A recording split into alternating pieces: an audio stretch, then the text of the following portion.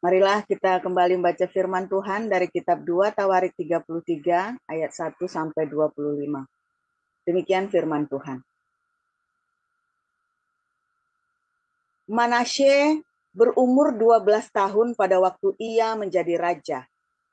Dan 50 tahun lamanya ia memerintah di Yerusalem. Ia melakukan apa yang jahat di mata Tuhan, sesuai dengan perbuatan keji bangsa-bangsa yang telah dihalaukan Tuhan dari depan orang Israel. Ia mendirikan kembali bukit-bukit pengorbanan yang telah dirobohkan oleh Hizkia, ayahnya.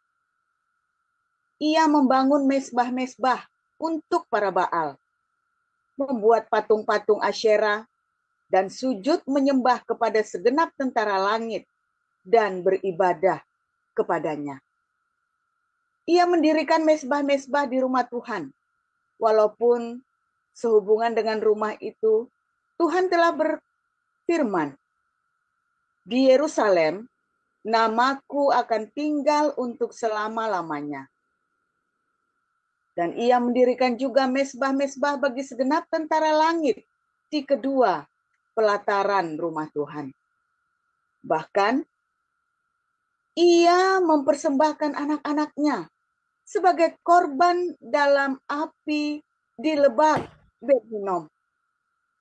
Ia melakukan ramal, telaah, dan sihir, dan menghubungkan para pemanggil arwah dan para pemanggil roh peramal.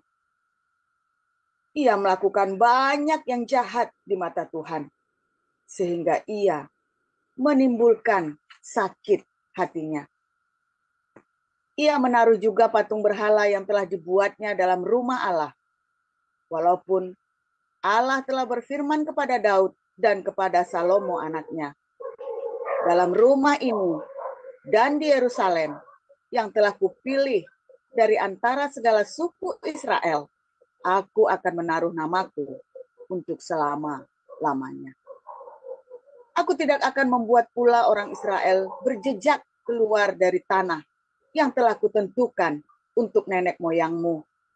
Asal saja mereka melakukan dengan setia segala yang telah kuperintahkan kepada mereka dengan perantaraan Musa, yakni segala hukum, ketetapan, dan peraturan. Tetapi Manasye menyesatkan Yehuda dan penduduk Yerusalem, sehingga mereka melakukan yang jahat lebih daripada bangsa-bangsa yang telah dipunahkan Tuhan dari depan orang Israel. Kemudian berfirmanlah Tuhan kepada Manasye dan rakyatnya, tetapi mereka tidak menghiraukannya. Oleh sebab itu, Tuhan mendatangkan kepada mereka panglima-panglima tentara Raja Asyur yang menangkap Manasye dengan kaitan, membelenggunya dengan rantai tembaga, dan membawanya ke Babel. Dalam keadaan yang terdesak ini, ia berusaha melunakkan hati Tuhan Allahnya. Ia sangat merendahkan diri di hadapan Allah, nenek moyangnya, dan berdoa kepadanya. Maka Tuhan mengabulkan doanya dan mendengarkan permohonannya. Ia membawanya kembali ke Yerusalem dan memulihkan kedudukannya sebagai raja. Dan Manasye mengakui bahwa Tuhan itu Allah. Kemudian ia mendirikan tembok luar pada kota Daud di sebelah barat Gihon, di lembah, sampai dekat pintu gerbang ikan, mengelilingi Ofel. Tembok itu dibuatnya sangat tinggi. Ia menempatkan juga panglima-panglima perang di tiap kota kubu di Yehuda. Ia menjauhkan allah-allah asing dan berhala dari rumah Tuhan, juga segala mezbah yang didirikannya di atas gunung rumah Tuhan dan di Yerusalem, dan membuangnya keluar kota. Ia menegakkan kembali mezbah Tuhan, mempersembahkan korban keselamatan dan korban syukur di atasnya, menyerukan kepada Yehuda untuk beribadah kepada Tuhan Allah Israel. Walaupun demikian, rakyat masih mempersembahkan korban di bukit-bukit pengorbanan, tetapi hatinya kepada Tuhan Allah mereka. Selebihnya, dari riwayat Manasye, doanya kepada Allahnya dan ucapan-ucapan para pelihat yang berkata-kata kepadanya dengan nama Tuhan Allah Israel. Sesungguhnya semuanya itu terdapat dalam riwayat raja-raja Israel. Doanya dan pengabulan doanya, segala dosa dan ketidaksetiaannya, semua tempat di mana ia telah membangun bukit-bukit pengorbanan, serta mendirikan tiang-tiang berhala dan patung-patung sebelum ia merendahkan diri, sesungguhnya semuanya itu tertulis dalam riwayat para pelihat. Kemudian Manasye mendapat perhentian bersama-sama dengan nenek moyangnya, dan ia dikuburkan di dalam istananya. Maka Amon, anaknya, menjadi raja menggantikan dia. Amon berumur 22 tahun pada waktu ia menjadi raja, dan 2 tahun lamanya ia memerintah di Yerusalem. Ia melakukan apa yang jahat di mata Tuhan, seperti yang telah dilakukan Manasye, ayahnya. Amon mempersembahkan korban kepada segala patung yang dibuat Manasye, ayahnya, dan beribadah kepada patung-patung itu. Tetapi dia tidak merendahkan diri di hadapan Tuhan, seperti Manasye, ayahnya, merendahkan diri. Malah Amon makin banyak kesalahannya. Maka pegawai-pegawainya mengadakan persepakatan melawan dia dan membunuhnya di istananya. Tetapi rakyat negeri itu membunuh semua orang yang mengadakan persepakatan melawan Raja Amon. Dan rakyat negeri itu mengangkat Yosia, anaknya, menjadi raja menggantikan dia. Demikian. Ya, lanjut Pak Gindo dari Yeremia 15 ayat 1 sampai 4, silakan.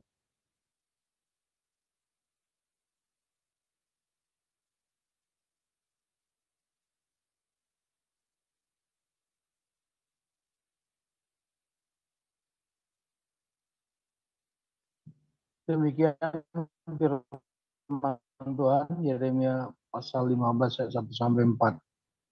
Tuhan berfirman kepadaku, sekalipun Musa dan Samuel berdiri di hadapanku, hatiku tidak akan berbalik kepada bangsa ini. Usirlah mereka dari hadapanku, biarlah mereka pergi. Dan apabila mereka bertanya kepadamu, kemanakah kami harus pergi? Maka jawablah mereka, ginilah firman Tuhan, yang ke maut, ke mautlah, yang ke padang, ke padanglah, yang kelaparan, kelaparanlah, dan yang ketawanan, ketawananlah. Aku akan mendatangkan atas mereka 4 hukuman. Demikianlah firman Tuhan. Pedang untuk membunuh anjing-anjing, untuk menyeret burung-burung di udara, dan binatang-binatang di bumi, untuk memakan dan menghabiskan. Dengan demikian, aku akan membuat mereka menjadi kengerian bagi segala kerajaan di bumi. Oleh karena segala apa yang dilakukan Manasye bin Hizkia, Raja Yehuda di Yerusalem.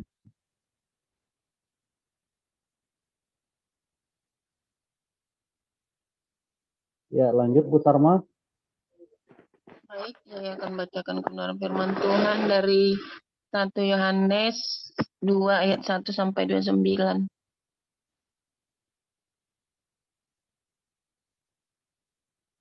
Beginilah firman Tuhan. Anak-anakku, hal-hal ini kutuliskan kepada kamu, supaya kamu jangan berbuat dosa.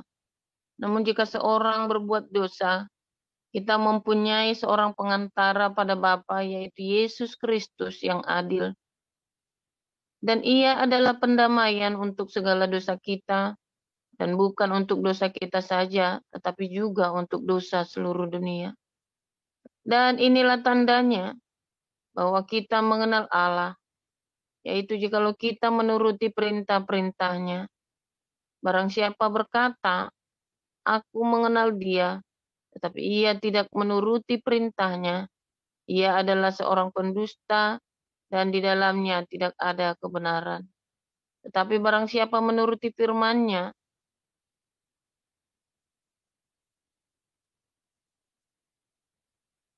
di dalam orang itu sungguh sudah sempurna kasih Allah. Dengan itulah kita ketahui bahwa kita ada di dalam Dia. Barang siapa mengatakan bahwa ia ada di dalam Dia, ia wajib hidup sama seperti Kristus telah hidup. Saudara-saudara yang kekasih, bukan perintah baru yang kutuliskan kepada kamu, melainkan perintah lama yang telah ada padamu dari mulanya. Perintah lama itu ialah firman yang telah kamu dengar. Namun perintah baru juga yang kutuliskan kepada kamu, telah ternyata benar di dalam Dia dan di dalam kamu. Sebab kegelapan sedang lenyap dan terang yang benar telah bercahaya. Barang siapa berkata bahwa ia berada di dalam terang, tetapi ia membenci saudaranya, ia berada di dalam kegelapan sampai sekarang. Barang siapa mengasihi saudaranya, ia tetap berada di dalam terang, dan di dalam dia tidak ada penyesatan. Tetapi barang siapa membenci saudaranya, ia berada di dalam kegelapan dan hidup di dalam kegelapan. Ia tidak tahu kemana ia pergi, karena kegelapan itu telah membutakan matanya.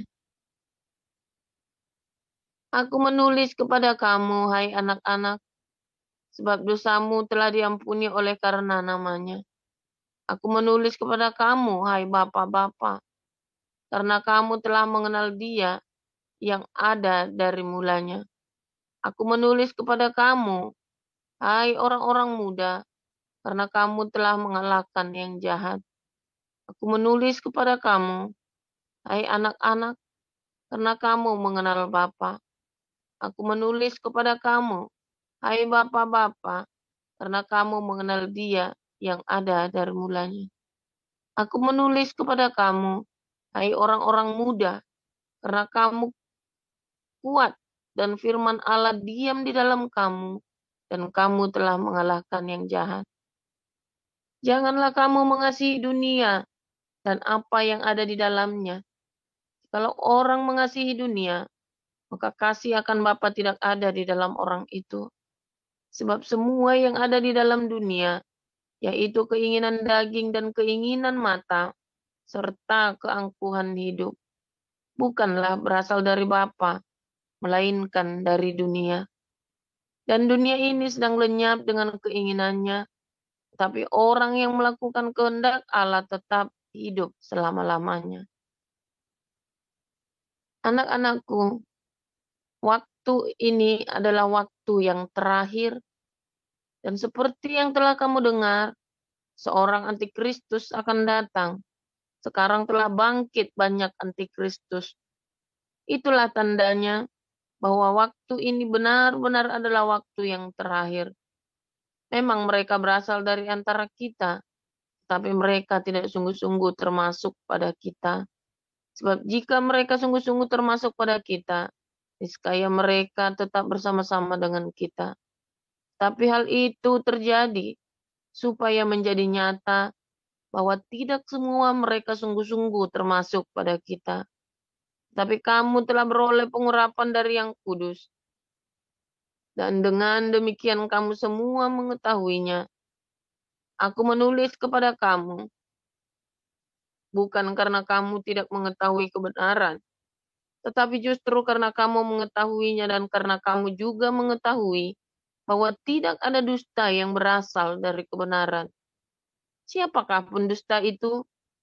Bukankah dia yang menyangkal bahwa Yesus adalah Kristus? Dia itu adalah antikristus, yaitu dia yang menyangkal baik Bapa maupun Anak. Sebab barang siapa yang menyangkal Anak, ia juga tidak memiliki bapa. Barang siapa mengaku anak, ia juga memiliki bapa. Dan kamu, apa yang telah kamu dengar dari mulanya, itu harus tetap tinggal di dalam kamu. Jika apa yang telah kamu dengar dari mulanya itu tetap tinggal di dalam kamu, maka kamu akan tetap tinggal di dalam anak dan di dalam Bapa. Dan inilah janji yang telah dijanjikannya sendiri kepada kita, yaitu hidup yang kekal. Semua itu kutulis kepadamu, yaitu mengenai orang-orang yang berusaha menyesatkan kamu. Sebab di dalam diri kamu tetap ada pengurapan yang telah kamu terima daripadanya. Karena itu tidak perlu kamu diajar oleh orang lain. Tapi sebagaimana pengurapannya mengajar kamu tentang segala sesuatu. Dan pengajarannya itu benar, tidak dusta. Dan sebagaimana ia dahulu telah mengajar kamu, demikianlah hendaknya kamu tetap tinggal di dalam dia.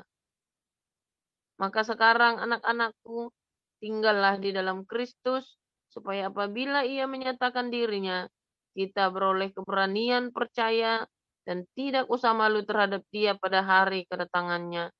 Jadi kalau kamu tahu bahwa ia adalah benar, kamu harus tahu juga bahwa setiap orang yang berbuat kebenaran lahir daripadanya. Demikian.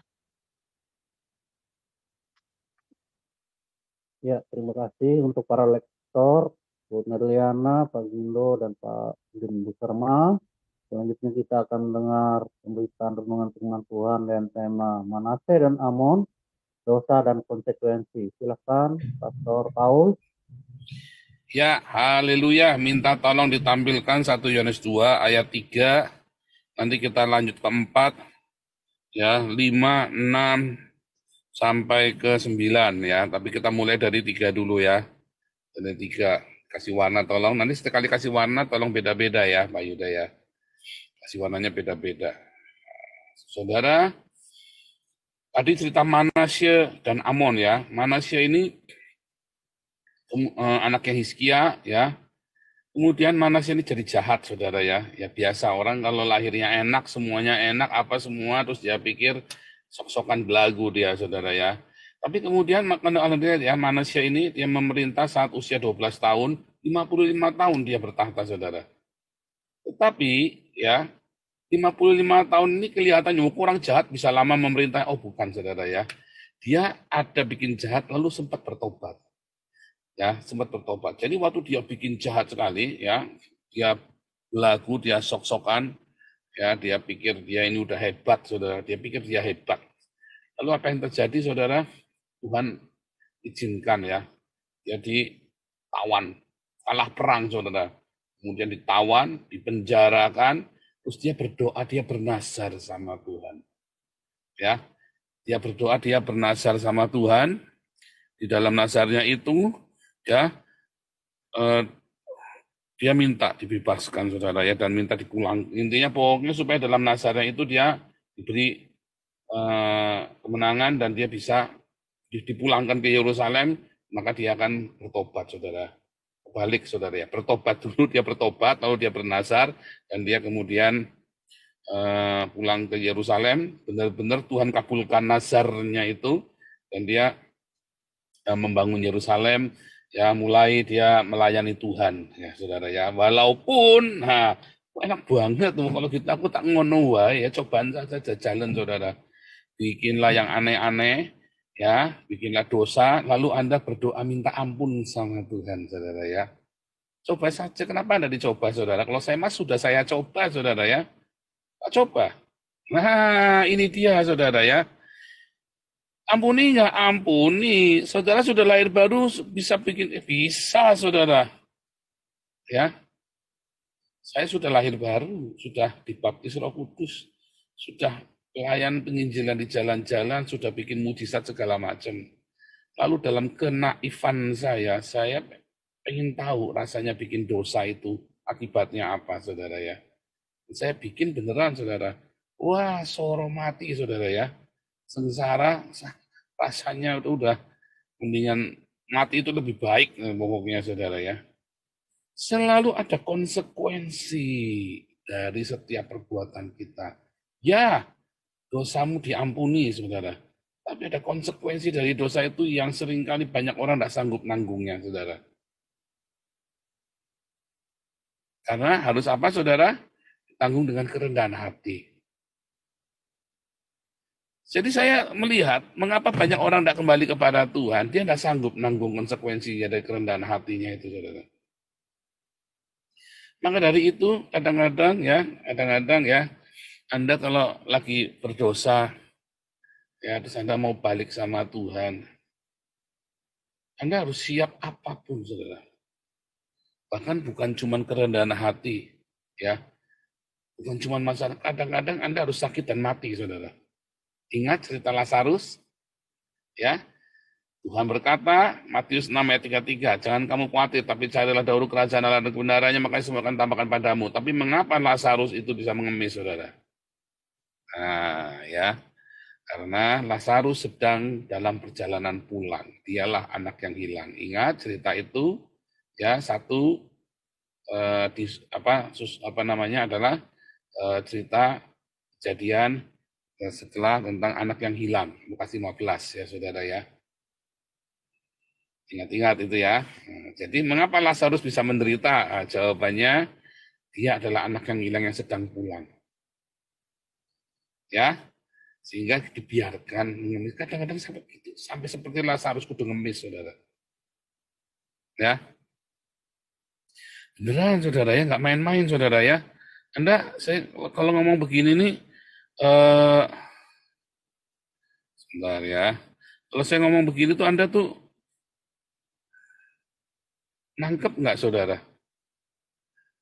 Apa Anda pengennya mau enak-enakan aja begitu, udah diampuni ya sudah selesai. 1 Yohanes 1 ayat 9, ia setia dan adil, maka kalau kita mengaku dosa kita, maka ia setia dan nanti dia akan mengampuni dosa kita. Udah selesai.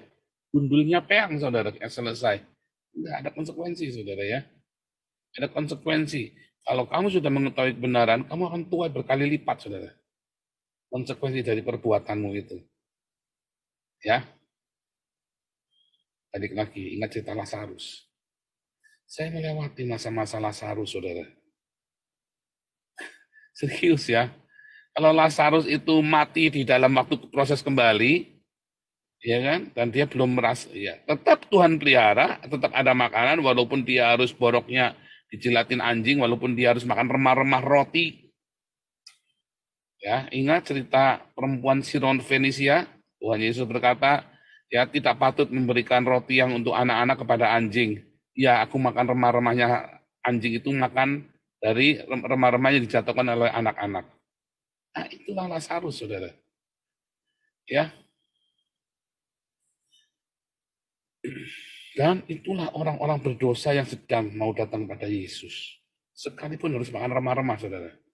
Jalanin saudara, lakoni. Konsekuensinya itu pada nggak tahan, ya.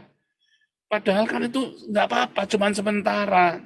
Tapi kan Anda nggak mau kan nolak. Misalnya Anda sudah terlanjur hidup dalam hasil dari kejahatan kayak Pak Andi itu, hasil dari menang lotre.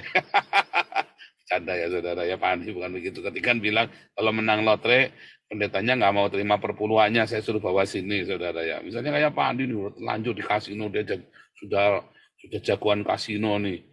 Ya kan, udah susah kan mau balik kan. Kalau kembali dia harus serahkan semuanya. Oh nggak mau. Nah itu saudara. Seringkali kesulitan kita kan di sana saudara. Ketika kita harus lepaskan semua, lalu kamu copotin semua. Itu mengerikan sekali. Kita kira mengerikan. Tapi setelah Anda jalani nggak ngeri saudara. Saya juga sama ya. Ketika saya jual semuanya, ya kelihatannya ngeri saudara. Oh iya 2 tahun pertama mengerikan sekali hidupnya kita terjun bebas. Serem, yakin serem saudara. Kalau Anda yang kenal saya tahun itu, serem hidup kami itu saudara ya. Dan Tuhan kirim burung gagak untuk pelihara kami saudara ya. Lalu saya nggak pernah bilang-bilang, nggak minta-minta saudara. Walaupun saya sudah dipulihkan, saya sudah mulai. Dan kemudian saya mulai melayani. Dan melayani itu saya nggak pernah bilang-bilang saya butuh duit segala macam. Tuhan sediakan semua pelan-pelan. Pas benar-benar Tuhan kirim burung gagak. Hari itu butuh segitu yang ada saudara. Hari ini kita masih mending. Saya cuma butuh pakaian dikasihnya baru, ya saudara ya. Banyak hari ini kita mengalami kelimpahan, saudara ya. Waktu itu benar-benar kita hidup seperti Lazarus, saudara. Ya, serius, saudara ya. Saudara, ada yang lebih luar biasa lagi. Bukan cuma masalah kerendahan hati. Bukan cuma masalah kita hidup seperti Lazarus, saudara. Ya. Tetapi yang kita tidak kebayangkan, Anda sanggup enggak waktu balik itu? Sanggup. Jangan bilang enggak, itu bisa, itu enggak ada masalah. Waktu Anda ngelihat, wah rasanya kok heboh, saudara. Enggak kuat, aku enggak mau. Lepaskan aja, saudara. Saya gitu. Kalau misalnya dipikir-pikir, suruh lepasin semua, jual hartanya semua. Edan, saudara. Kita baru beli lemari es baru, ya, beli lemari es baru beli ranjang baru, ya kan. Baru beli lemari es baru, ranjang baru, lemari es yang gede ya, lemari es yang gede banget. Kita kan kalau beli apa-apa sih yang bagus ya. Lemari gede banget, ranjang masih baru, saudara. Semuanya, ya, kita lepaskan semua. Lemari saya kita kasih ke panti asuhan, saudara. Sampai kaget, nah. Terus kita pakai lemari es kecil bekas ya. Lemari es kecil bekas. Benar-benar itu kosong itu rumah kami. Rumah kami gede maklung-maklung, saudara ya, gede maklung-maklung. Dalamnya kosong semua, nggak ada isinya. Serius, saudara ya. Kita melewati masa-masa itu ya. Dan saudara mengerikan sekali. Kalau dipikir ngeri, saudara. Kalau dipikir, waktu itu jalanin saja. Jalanin, saudara. Pokoknya jalan. Jangan dipikir. Kalau dipikir ngeri, saudara. Nah, itulah konsekuensi. Kalau saya waktu itu nggak jual, saya akan mengalami proses yang lebih mengerikan lagi, saudara. Kalau saya nggak lepaskan. Nah, karena itu Tuhan ngomong dengan jelas sekali, dan saya tahu. Waktu ibu ini bilang, pendoa ini bilang, kasih tahu saya tahu dia benar. Oh, ini nggak sembarangan pendoa ya. Anda jangan hati-hati dengan pendoa syafaat ya. Serius, hati-hati dengan yang mengaku dirinya pendoa syafaat. Ini orang bukan pengangguran, dia pendoa syafaat, bukan ya. Ini orang punya kerjaan, saudara ya. Ini orang punya pekerjaan. Dan dia juga melayani sebagai pendoa dengan sungguh-sungguh. Kalau bilang puasa benar, ini bukan hati-hati, saudara.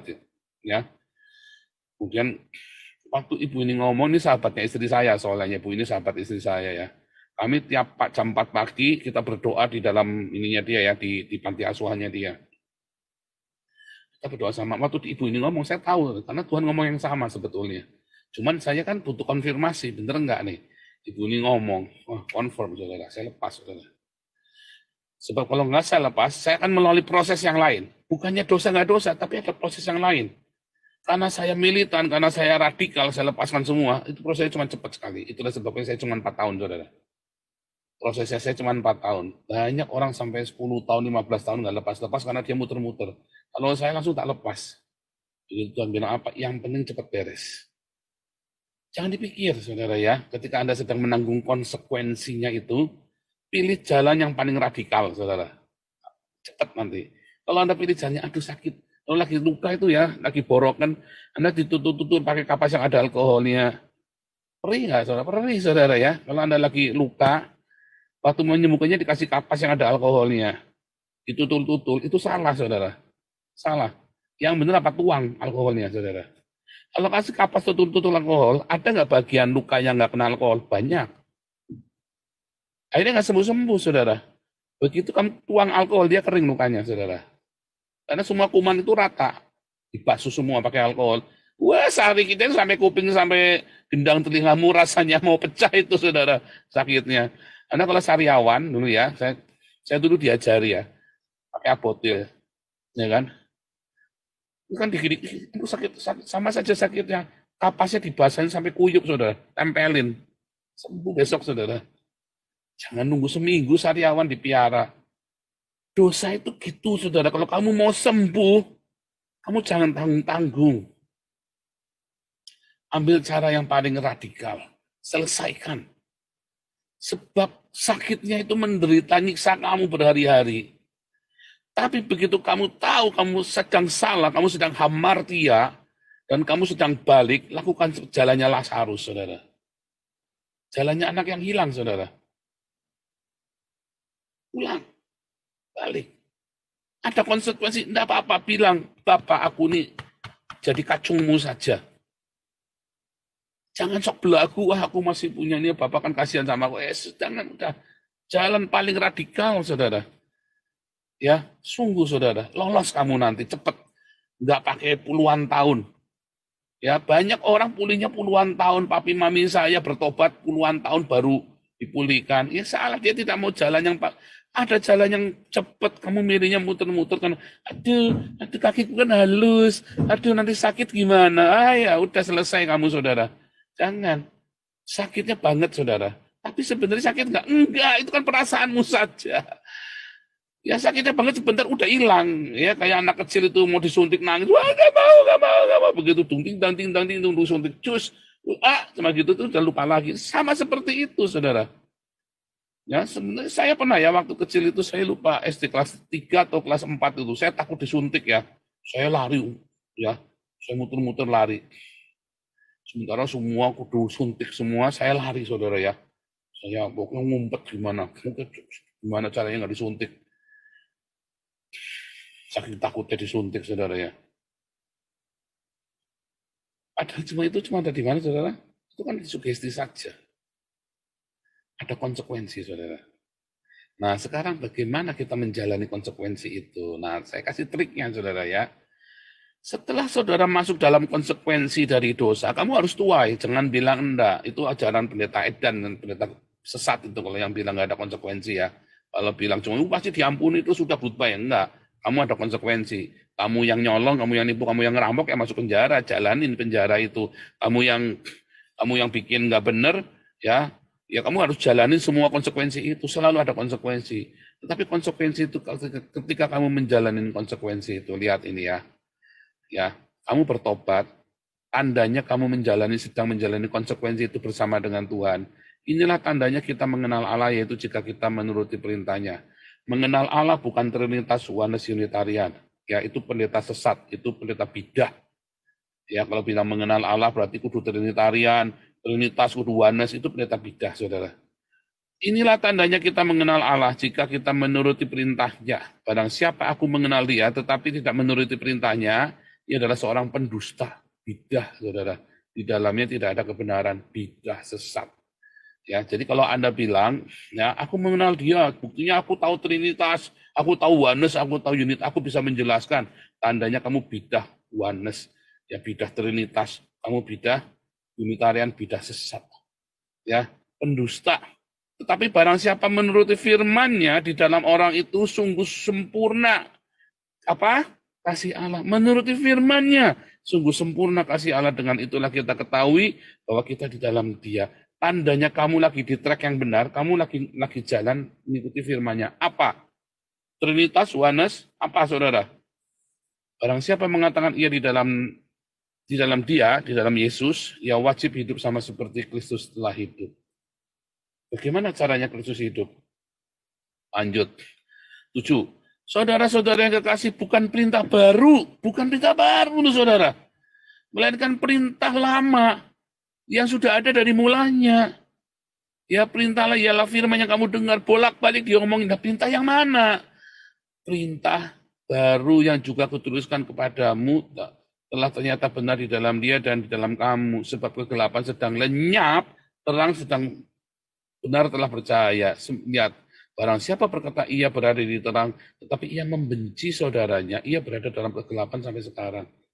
Jadi perintah itu bukan mengenal Allah, itu bukan Anda mengenal Trinitas Oneness Unitarian. Itu bidah tadi dibilangin. Itulah bidah pendusta, saudara. Bidah sesat. Trinitas Oneness Unitarian itu bidah sesat. Nah, tetapi bila mana dia tidak melakukan firman-Nya. Apa itu firman-Nya? Ketika kamu membenci. Ya, ketika kamu benci, ketika kamu ngatain Unitarian, ya Trinitarian, Oneness, itu sesat sementara kamu tidak melakukan apa yang sebenarnya menjadi perintahnya. Apa itu? Balik lagi dari ayat tadi berdebat sampai ke sini, perintahnya firman-Nya yang mana? Ya, ternyata ada di ayat 10, barang siapa mengasihi saudaranya. Anda mau Trinitas Oneness Unitarian, kalau kamu mengasihi, kamu hidup di dalam terang. Ya, coba kita balik lagi ya ke ayat 4. Oh, sebentar, 11. Tetapi barang siapa benci saudaranya, ya, ia dalam kegelapan. Itulah saya sebut bidah. Kamu Trinitas, Unitarian, Oneness, kalau kamu tidak mengasihi, kamu tidak berdiakonia, kamu tidak mengasihi, mengampuni, memberkati, kamu bidah sesat. Kamu hidup dalam kegelapan. Kita balik ke ayat 4. Ayat yang 4 tadi di atas tadi ya. Nah itu ya. Oh, jangan ayat 4 ya. Kita ayat 1-2 ya. 1 dan 2, sorry. Anak-anakku, ya. Hal ini kutuliskan padamu supaya kamu jangan berbuat dosa. Jangan berbuat dosa. Tapi kalau berbuat dosa, ada konsekuensi. Ya, kita tetap diampuni, walaupun ada konsekuensi. Kita diampuni. Ada Yesus Kristus, jangan khawatir, saudara. Dan ia adalah pendamaian untuk segala dosa kita. Ya, bukan cuma dosa kita, tapi dosa seluruh dunia. Nah, tandanya kamu benar, kamu harus hidup saling mengasihi, saudara. Makanya fokus di dalam cinta kasihnya Tuhan Yesus. Kamu hidupmu nanti ya, di dalam kamu pengosongan dirimu, di dalam masa-masa konsekuensi, masa-masa Lazarusmu, masa-masa Lazarus ya, nah, kamu menjalani kehidupan seperti Lazarus, ada cinta di situ, saudara. Kamu akan temukan kedamaian. Justru ketika saya lepaskan, saya menemukan kedamaian, saya menemukan penebusan, saya mendapatkan rekonsiliasi dengan istri saya, dengan anak-anak saya, dan terus makin enak, tak terusin, saudara. Tiba-tiba Tuhan angkat, saudara. Tiba-tiba Tuhan angkat. Tapi konsekuensi itu ada. Anda jangan lupa dengan konsekuensi. Makanya jangan coba-coba dengan kehidupan, jangan coba-coba dengan dosa. Tapi kalau Anda nggak percaya, menurut saya dicoba. Cuman ingat-ingat yang saya ngomong, ada konsekuensi, cepetan balik, saudara ya. Cepetan balik. Dan ketika balik, tinggal di dalam cinta, berdiakonia. Serius, saudara ya. Masa pemulihan kamu, nggak enak banget. Tetap berbuat kebaikan, berdiakonia. Tetap lakukan dengan konsisten, saudara. Mengasihi, mengampuni, memberkati, lakukan dengan konsisten. Kamu menang, kamu sampai ke tujuan, kamu bersama dengan Bapak Abraham. Ya, sampai di tujuan, saudara. Konsekuensi ada. Pengampunan selalu ada, saya ulangi ya. Pengampunan selalu ada. Konsekuensi ada. Tapi kamu tetaplah hidup di dalam kasih. Nanti di dalam penderitaanmu, kamu akan semakin mengenal Allah, saudara. Di dalam penderitaanmu, kamu akan semakin mengenal Tuhan. Serius, justru kamu akan makin mengenal Tuhan, akan mendatangkan kebaikan di dalam hal itu. Terus nempel, saudara, dengan cinta kasihnya Tuhan.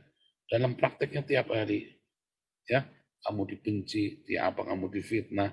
Jalanin terus, saudara. Begitu ya, saudara ya. Nanti Anda lihat siapa antikristus itu. Ya, ketika kamu tidak punya cinta, akhirnya kamu jadi antikristus, saudara. Sekalipun badanmu di gereja, kamu sebut-sebut kamu ini penganut Trinitas yang paling hebat di seluruh dunia, tapi kamu tidak punya cinta. Kamu sebenarnya antikristus, saudara. Ya kan? Anda kira itu bishop-bishop itu Trinitas yang tidak punya cinta, yang senggol bacok, yang saling asing mengasingkan, exile komunikasi segala macam. Itulah antikristus, saudara.